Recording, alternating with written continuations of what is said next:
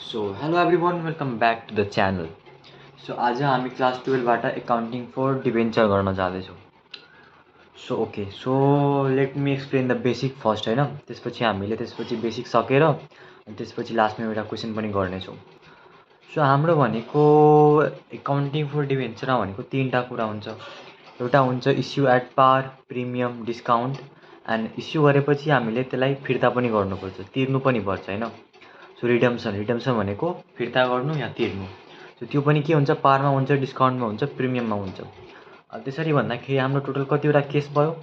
सुरुमा भनेको issue at पारमा फेरि पारमा किनौँ, पारमा बेचौँ। पारमा मतलब पार भनेको एक्चुअल भ्यालु, फेरि पारमा किनौँ तर डिस्काउन्टमा बेचौँ। पारमा किनौँ, प्रिमियममा फिर्ता गरौँ होइन। सो सेम पारमा फेरि तीनवटा केस, फेरि प्रिमियममा फेरि तीनवटा केस, फेरि डिस्काउन्टको तीनवटा केस। ओके, सो हाम्रो टोटल कतिवटा केस हुन्छ हाम्रो भन्दाखेरि 9वटा केस हुन्छ होइन। सो पार प्रिमियम, पार डिस्काउन्ट, प्रिमियम फेरि पार, प्रिमियम डिस्काउन्ट, प्रिमियम अनि फेरि डिस्काउन्ट पार अनि अर्को भनेको discount and premium. Okay, so total हाम्रो 9वटा केस हुन्छ होइन। सो हेरौँ, हामीले इस्यु गर्छौँ। ओके, हामी जस्तै डिभेन्चर भनेको हामीले काइन्ड अफ सेयर जस्तै सम्झिँदा भयो होइन।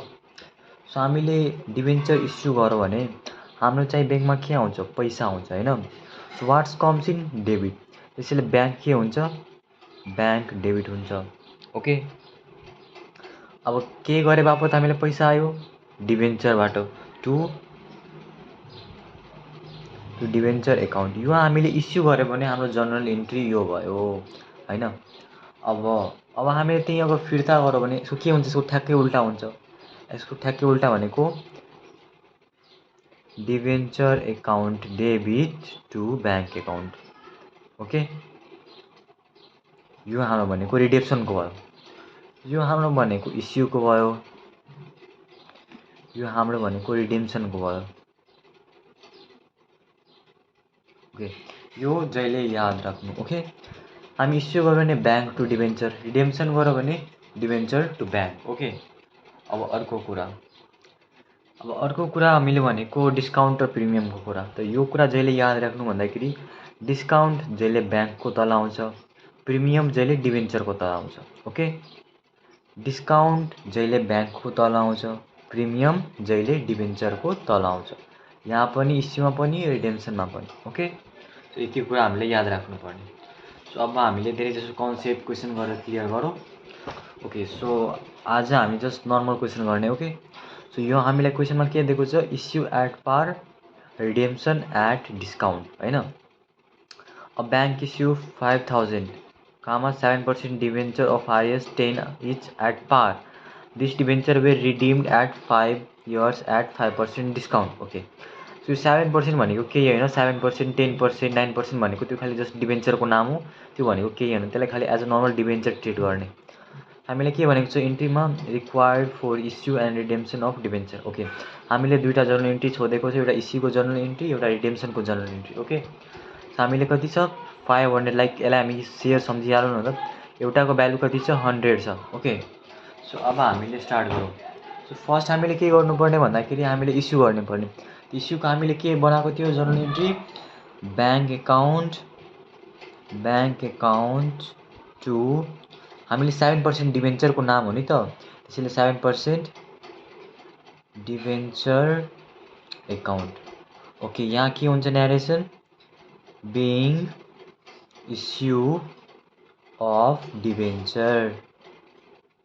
ओके, अब एमाउन्ट कति हुन्छ त, हाम्रो ब्याङ्क हामी कतिसँग थियो, हामीसँग 5000 इन्टु पर मतलब पर डिभेन्चरको भ्यालु कति रहेछ, 100। सो कति भयो हाम्रो, 5 लाख। अब डिभेन्चर पनि के हो, 5 लाख। ओके, अब हामीले के गर्यो, हाम्रो इस्युको जर्नल इन्ट्री सक्यो। अब हाम्रो के आयो, अब हाम्रो रिडेम्सनको जर्नल इन्ट्री।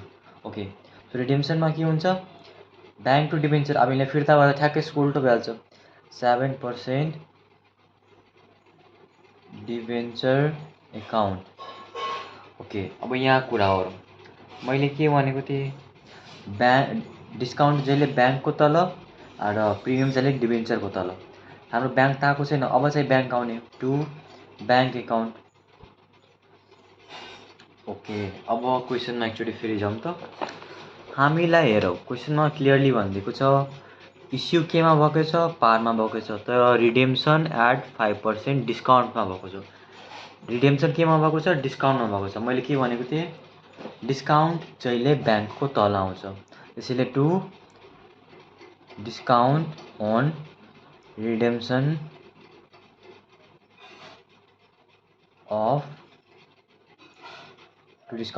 Of debenture